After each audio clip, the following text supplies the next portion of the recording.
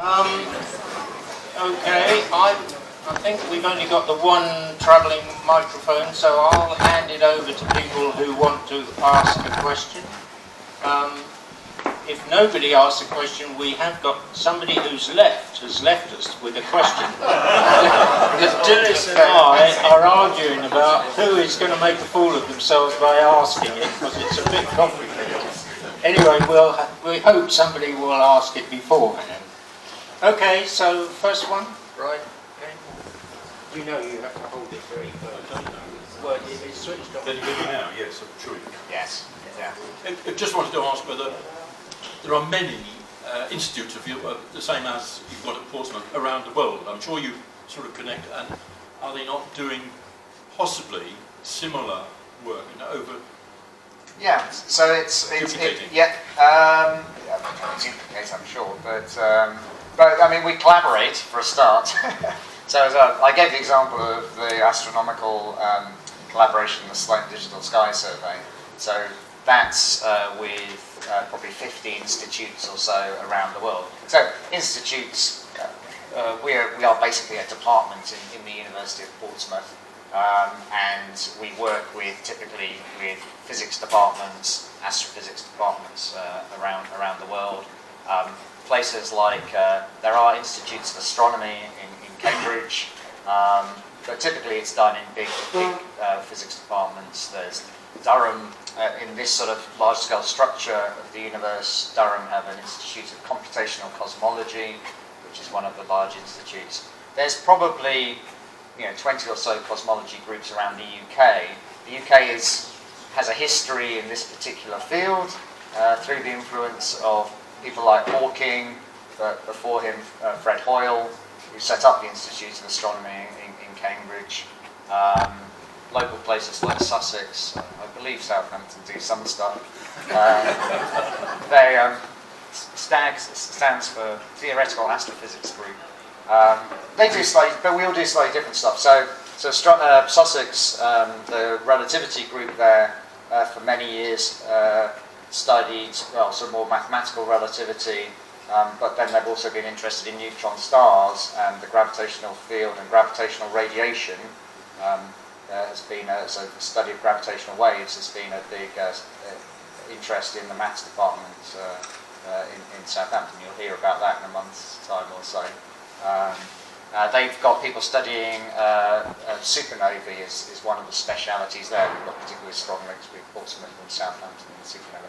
Anyway, there's lots of the groups around the world, and and everyone has different specialisms. I've very interested in the theoretical models. I know less about the details of how you observe the galaxies, but you should talk to some of my colleagues. If you haven't had them here to talk, please get them to come and talk to you about making those maps of the large-scale structure and measuring the clustering of galaxies in the universe, for example. There are theoretical groups in Oxford, Cambridge, Sussex, but also the US is a big drives this. And guess what? China, there's a lot of papers now coming out in China really trying to develop this. They've joined the Sloan Digital Sky Survey.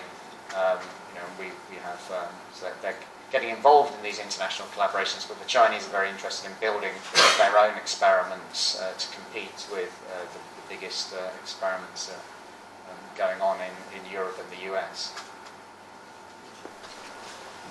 Okay. My question is more about a concept called entropy, which I think in a sort of naive way is that it's a measure of the total disorder in a system. So if you have a gas with particles flying everywhere, it's very highly disordered, and the higher the temperature, it's even more disordered. And yet if we look at the universe, we seem to find greater complexity arising in terms of, first of all, atoms, then galaxies, then eventually life and human brains. So we seem to be getting more and more order, but at the same time it seems, but we know that the second law of thermodynamics says that the entropy in the universe increases, and yet at the very start we had an incredibly hot gas or something, and yet we seem to be getting a more ordered state. So is there a paradox there, or could you explain where the order, Was the early universe, in other words, highly ordered and had less entropy than what we see now? Yeah, so as ever, as a cosmologist, I find the early universe rather simpler than the present universe.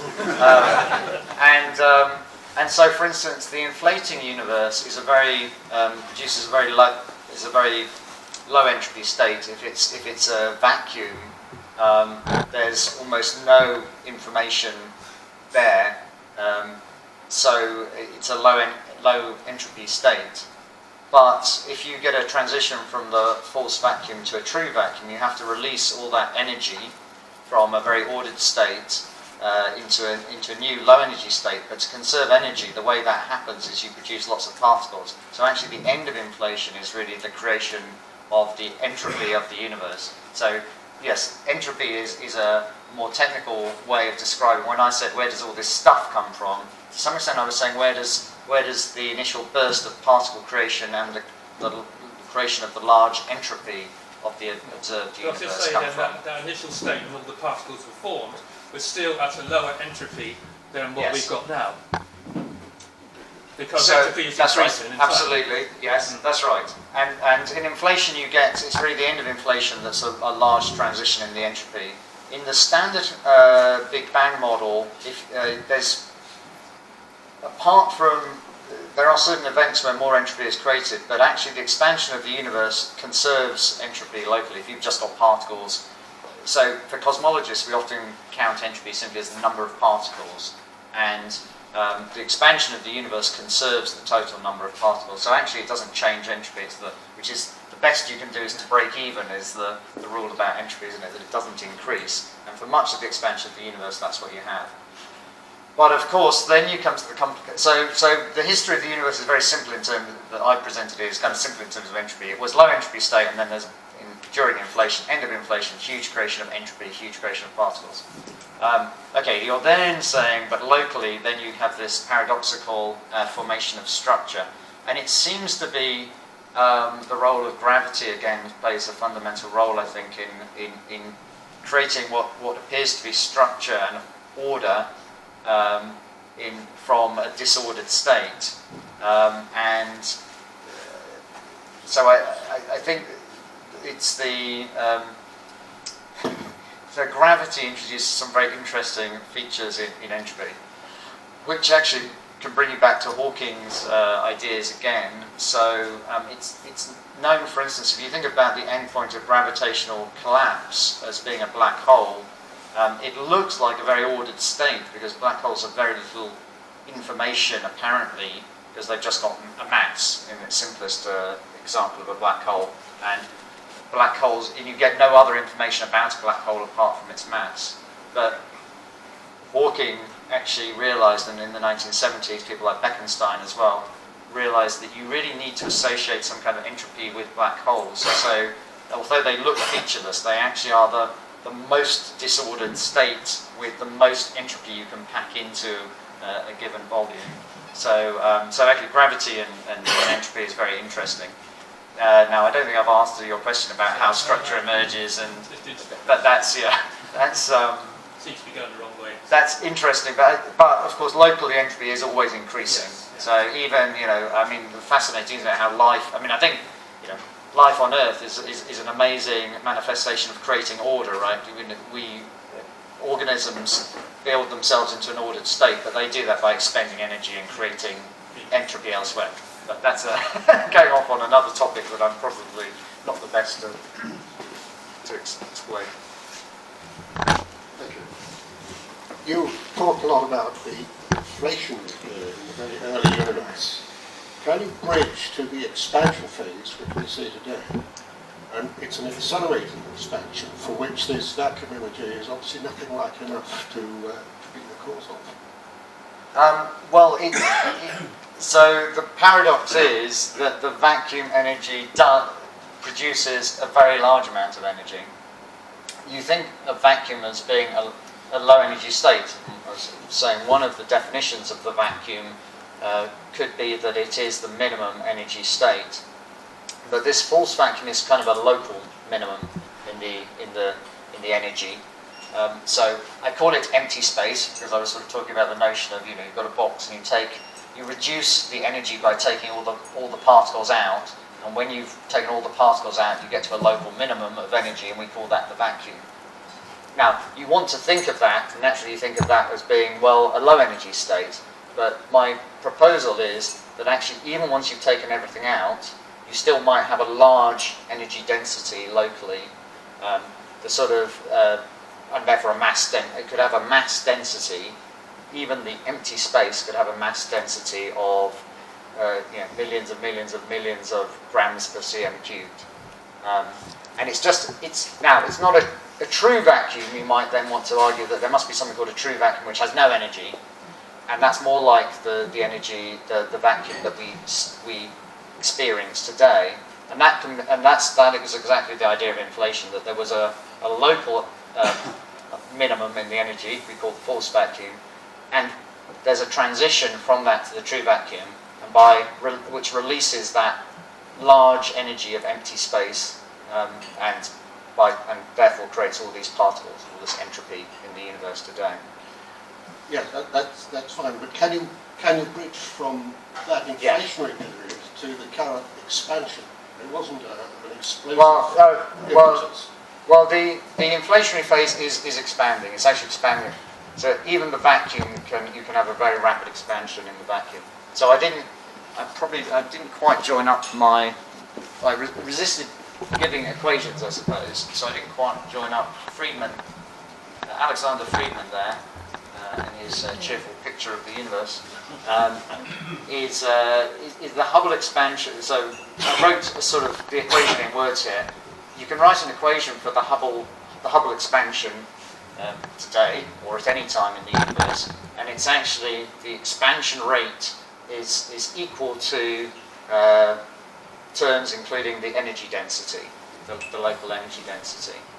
And as I say, in the usual picture where you've got the density being made up of particles, that expansion rate decreases as the universe expands because the density of particles decreases.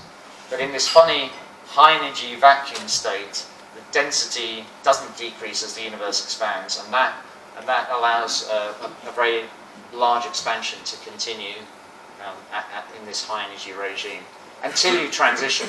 So it's expanding, but your question was maybe how does it then transition? And of course I haven't actually shown you that. I've merely said that in principle you can do, and these different theoretical models basically give you a different mathematical, physical description of that. And it's basically through the evolution of a field, so you can change the local value. Say it could be a change in the local value of the Higgs field, or some inflationary field like the Higgs field that evolves. And so you do need some time evolution, some to go from the force vacuum state to the true vacuum state. And in fact, the different dynamics is reflected, we believe, in the nature of the quantum fluctuations we see.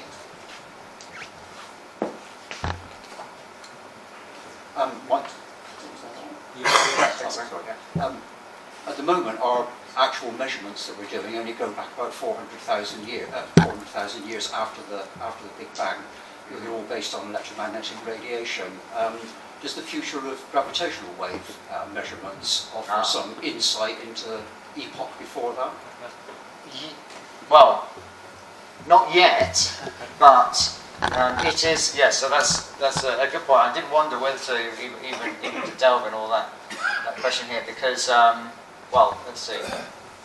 I had a sort of picture, didn't I, of how far you can see, saying you can't see beyond this last scattering of the photons. But you're right, you can look for other messengers from beyond that surface. So photons interact with the charged particles. So you want something to go beyond this. You want something which interacts more weakly, and the weakest thing that interacts is gravity. So yes, gravitational radiation could get back much closer to the Big Bang.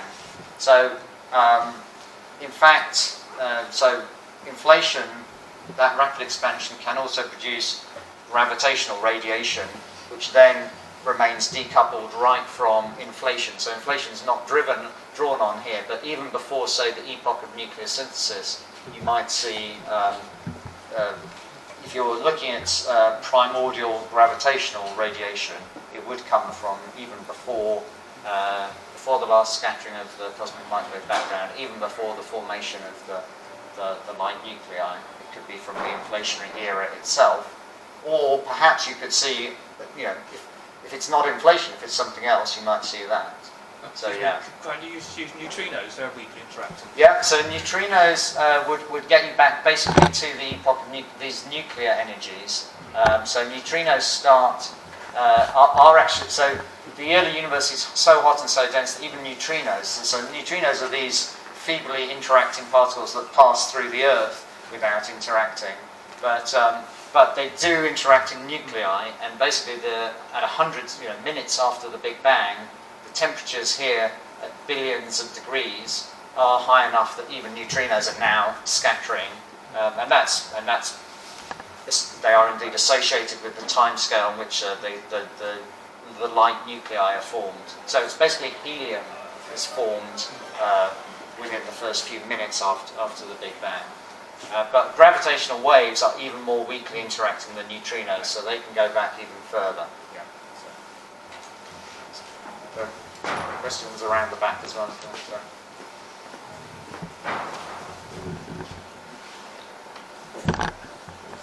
As you look further away, the spectrum makes things smaller, and then eventually, presumably, they start to get larger again as you get closer to the Big Bang. The Big Bang is a point which is a sphere all around. Is this something which is observable?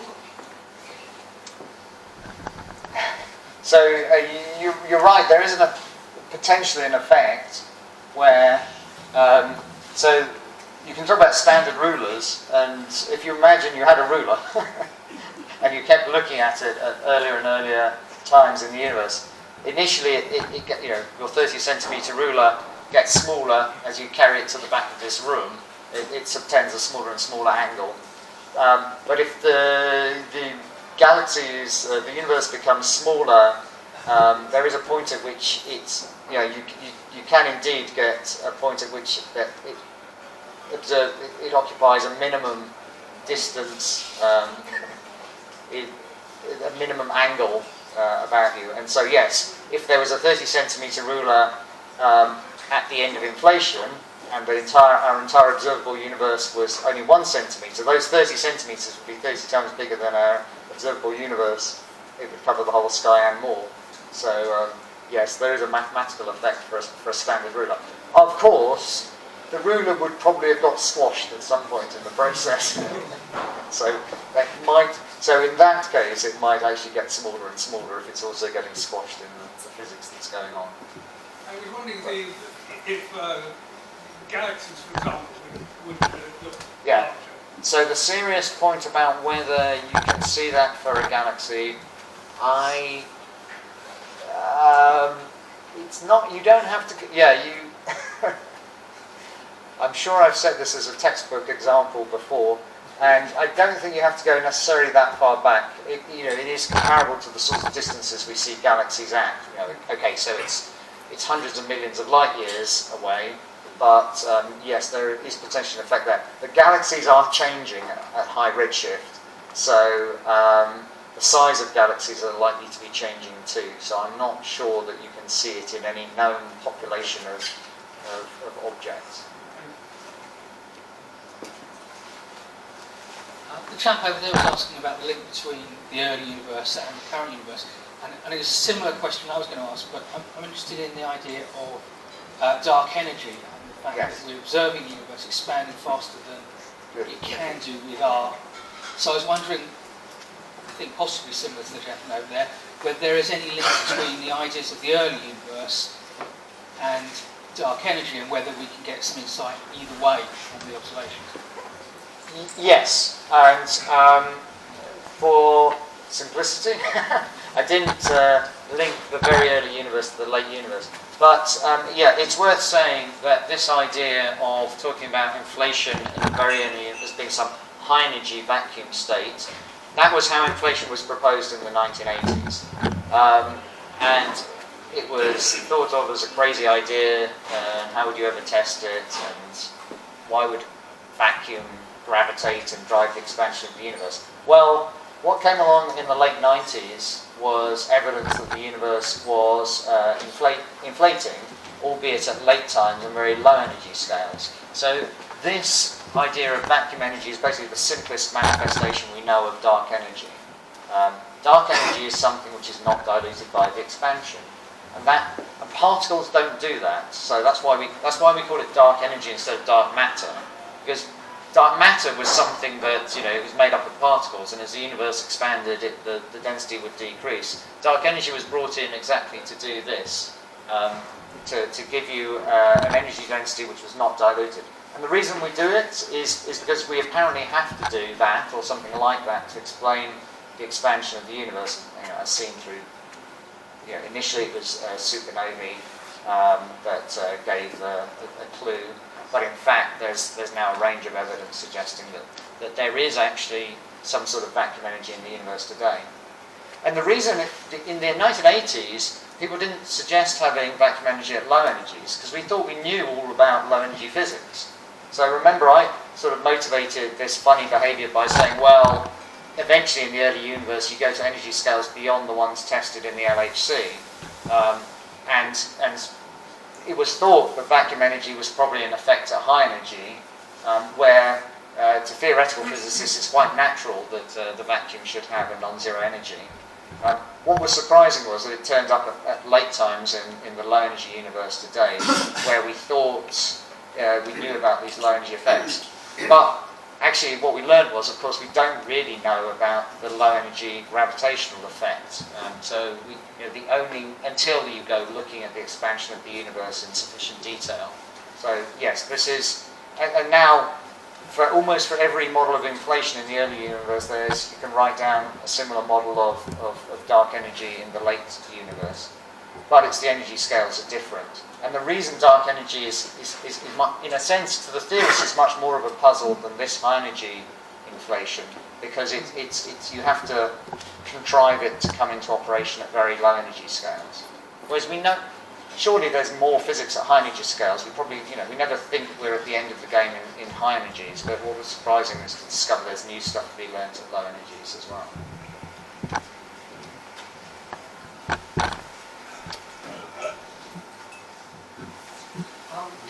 I feel lost, because physics is about what we can observe.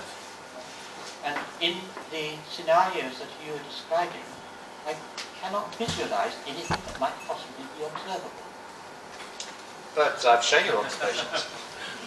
I mean, I haven't shown you much detail, I grant you, but this is a talk, not a scientific paper. But there is a very detailed image. So this is not an artist's impression. This is the temperature of the cosmic microwave background in all directions. How far back is that looking? So that's 300. Well, it's 14 billion years ago, but it's 400,000 years after the Big Bang. You're talking about a few seconds after the Big Bang. And what at that stage might be observable? Well, you don't get, we don't get to go there, and as I was saying, we don't get to play around with creating universes like that. We do get to do high energy particle physics, so there are links between the theories here and high energy particle physics experiments like the Large Hadron Collider. So they discover the Higgs field, predicted from theories, from field theories, which include these kind of effects like vacuum energy that were proposed back in the 60s and 70s, and 50 years later discovered. So there are aspects that you can test experimentally, but we are, in terms of cosmology, we're always working with observations. But this picture, is a picture which is basically only emerged in the last, there was the WMAP satellite and the Planck 10 years before. So since the 2000s that we've been building up this detailed picture. But it's consistent with the theoretical predictions of models that were proposed in the 80s and 90s. And there are other models for the origin of structure in the universe that didn't work. And I'm not talking about because, when I started studying this in the 90s, there was a lot of debate as to whether structure originated from inflation or cosmic strings, which was an elegant idea about symmetry breaking in the early universe. But it just didn't match the data. This isn't consistent with those pictures. So we are, so we have to be realistic in how far, I've tried to caution you that I'm talking about physics beyond what we can be, the physics we're sure about, but that's the nature of science. You've got hypotheses to test, and yes, we've got a limited number of observations. So you should all. I think the challenge is to keep going and testing and look for new information and new observations to test against this. Because I'm not just talking about real observations that people actually made, which is perfectly important, but even the theory itself. When Einstein described his special theory of relativity, he talked about people sitting in trains. Now, there's no way that anybody could imagine a train in the kind of early universe that you've been talking about, or anything like that. But it wasn't tested by, but Einstein's theory wasn't really tested by people in trains. It was tested in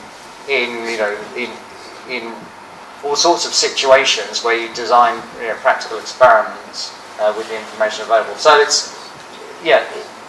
yes, we need to find ways to test this, quantitative ways to test these ideas, but there is. And the risk of giving talks is that, of course, I'm not going to give the details of those. I'm going to show you a picture, but not the mathematical statistics of one model versus another.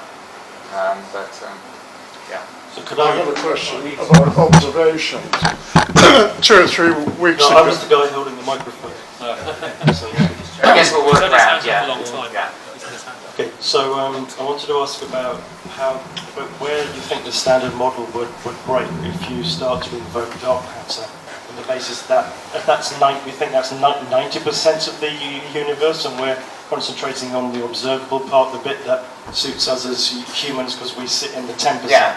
So what kind of, because there's some differences in there's some little gaps in the fundamental constants that we have that we keep on inventing kludges to try and make sure that what we have fits still. But at what point do you think it'll break? What kind of observation are we going to see where we get that?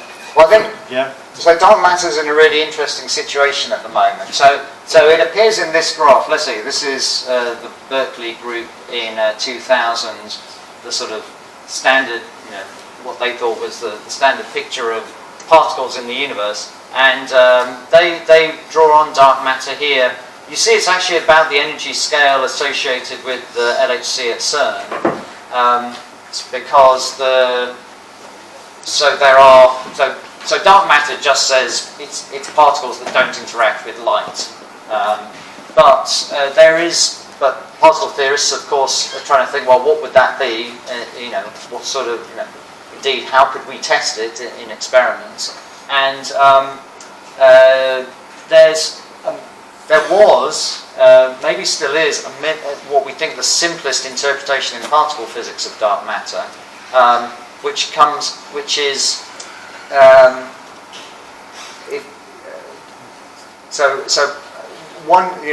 one popular realization of dark matter was that it's a consequence of supersymmetry, and supersymmetry was proposed for solving other problems in particle physics, but it suggests that there are this sort of supersymmetric mirror image particles of all the standard model particles that you see, but that they should have some higher mass scale, but that the lowest mass supersymmetry particle would be stable. And that's what you want for dark matter. You want a high mass particle, so it's going to be a non-relativistic particle that's stable. And they discovered by doing calculations in these models that dark matter would decouple at these energy scales, so temperatures of 1,000 million degrees, and you could work out the abundance. And there seemed to be what they called the WIMP miracle, the sort of dark matter miracle, that you got just the right abundance. It basically was a few times more abundant in density than the visible atomic matter. So it seemed to be natural that it would come out of this model. And for many years, supersymmetry is beautiful, elegant particle physics theory. And to some extent, it was LHC at CERN was designed to discover supersymmetry. So they told the politicians they were going to find the Higgs particle because they needed something definite to discover, and lo and behold, they did. But that was a bit boring because that was kind of just in the standard model. What they really wanted to find, the particle theorists, was supersymmetry. And now they're getting a bit worried that they haven't found it. And that means that this particular class of dark matter, that would be a thermal relic dark matter, could be in jeopardy. So maybe there isn't, there's a lot of work now on trying to do without supersymmetry and solve those sorts of problems. So this is an example of a theoretical model that the theorists thought was reasonable, but it's now becoming, because as experiments improve, it's coming under experimental pressure. And it won't be theoretical beauty that wins, convinces people that dark matter exists or doesn't. It will be when you discover supersymmetry, or when you discover dark matter particles. So that's an example of a theory which could be under pressure in the coming years. There's a problem, though, with building experiments. Is it's very hard to go beyond these energy scales. So if supersymmetry is at a slightly higher energy scale, you begin to wonder if we'll ever find it. So then there are challenges. Can it survive at higher energy scales? So it's an interesting point. So that particle physics is under a little bit of pressure here. So it's time supersymmetry turned up, if it exists, as it was supposed to. My question is about future observation. Pardon me, 2 or 3 weeks ago, it was announced the construction of a new telescope, and I was staggered by the scale of it. I think they said it was a square mile of sensors, one in Australia and one in South Africa, and the work is just beginning, and presumably it's going to take some time. Could you confirm what I read? This was in the Financial Times, and is there any promise that it will advance theory? So the experiment you're talking about is the square kilometre array, which is at least a square kilometre in terms of its footprint. And as you say, part of it is actually going to be built in Australia and part in South Africa, out in the desert there. It's not an optical telescope, though. That's a radio telescope. So actually what they're building are considering there's lots and lots of radio antennas, radio dishes, small radio dishes, but there's lots of empty space in between the radio dishes, so it's quite a sparse telescope. But you can still do that, and if you get a very large area, that's the way to get a high resolution image. And in radio, that's a challenge because of the wavelength. You need a much larger telescope to get the same angular resolution as you would do with optical radiation. So the reason you can build such ultra large dishes is you're now using it. These kind of very large telescopes are steered and the image is manipulated digitally. So it's actually by because the improvements in data handling that allow you to actually combine signals from arrays, even an array in Australia with an array in South Africa. So it's driven by that allows you to get these images. And what they're looking for is actually radio.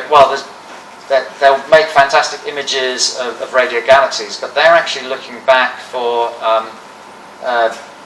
radiation emitted by hydrogen in the very early universe, not in the very early universe, but where you have gas clouds, to some extent gas clouds before you form galaxies, and you start mapping out the distribution of matter, hydrogen matter, when it's smoother. And so you basically start looking for the precursors of galaxies and indeed information about when the first stars form, called the epoch of reionization.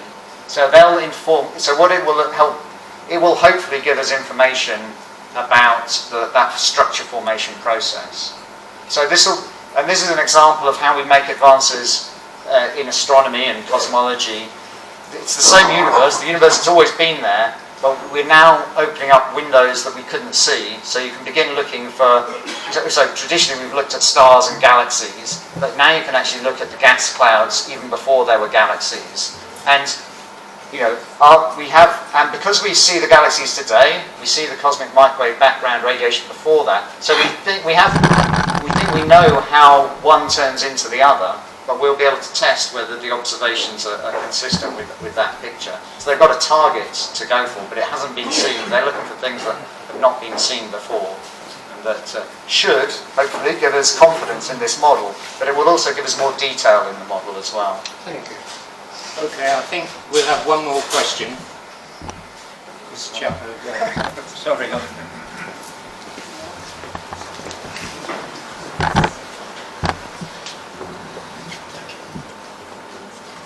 I'd like to take us back to an even earlier time than the fractions of a second that you've been talking about. And I appreciate that at the moment we've got no way of observing that far back.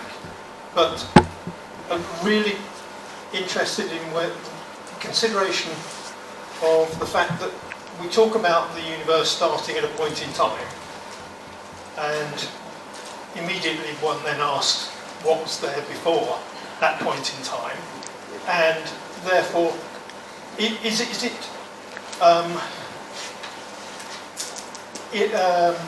illogical to talk about anything before that point in time, or is it purely that we don't have the physics to actually look past that or earlier than that point in time? And secondly, if we don't think we have the physics now, there was a point in time when people said you couldn't see anything coming out of a black hole, but now we've realised that there are things, and therefore might there become a time when we actually can look back past that supposed beginning of the universe. Yeah. So a few questions, a few challenges to answer that. So I think cosmology really starts as a science with Einstein's theory of relativity.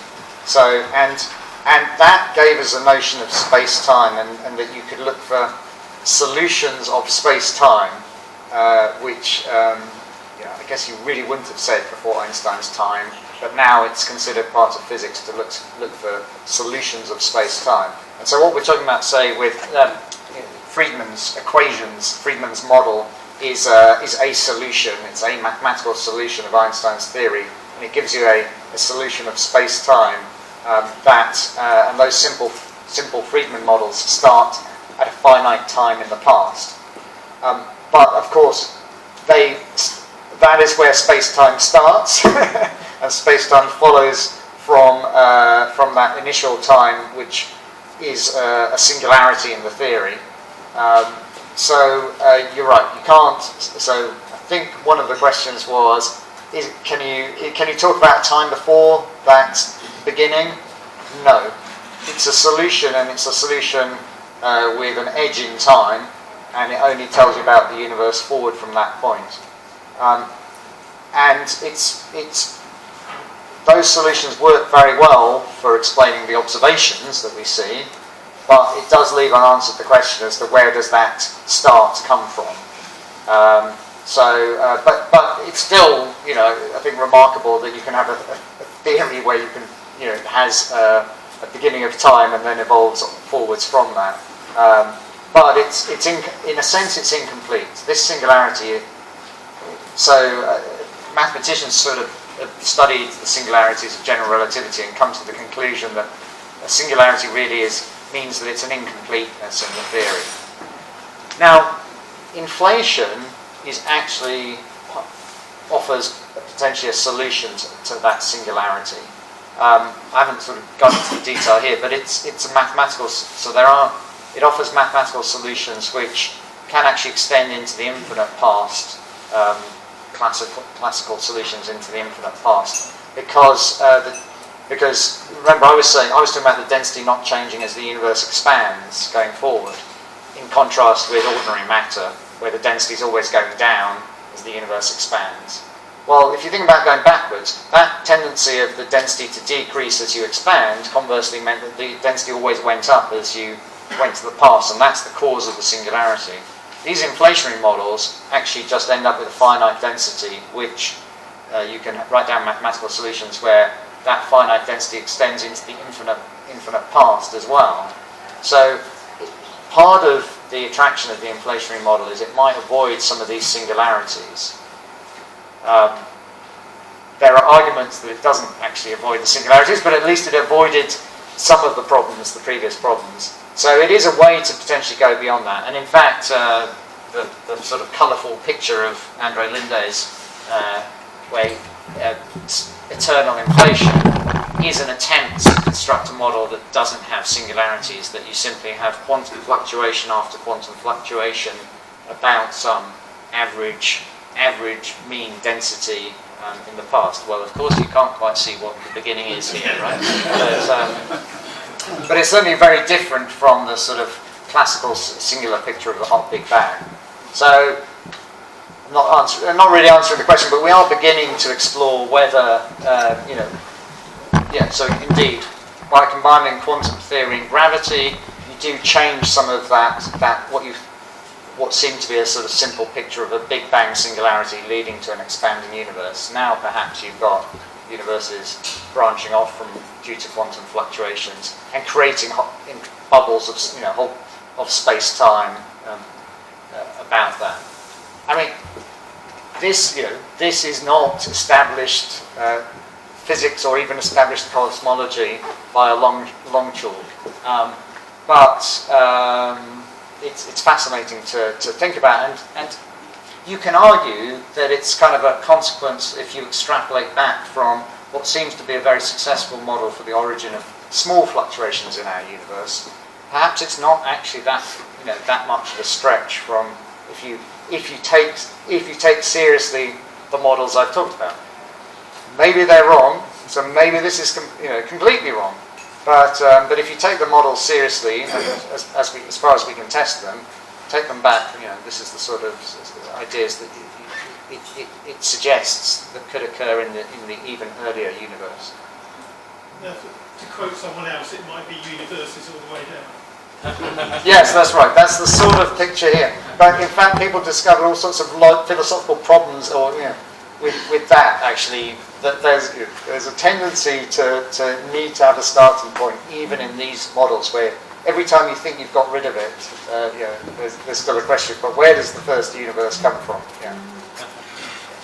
David, I've got to ask you the question of the chap who rushed out because he was off to do something else, and he thought he had heard you say that the Big Bang was 14 billion years ago. Yes. But some of this radiation yes. was 45 someone was paying attention, yes. Yeah, that's correct. And we wondered how that worked.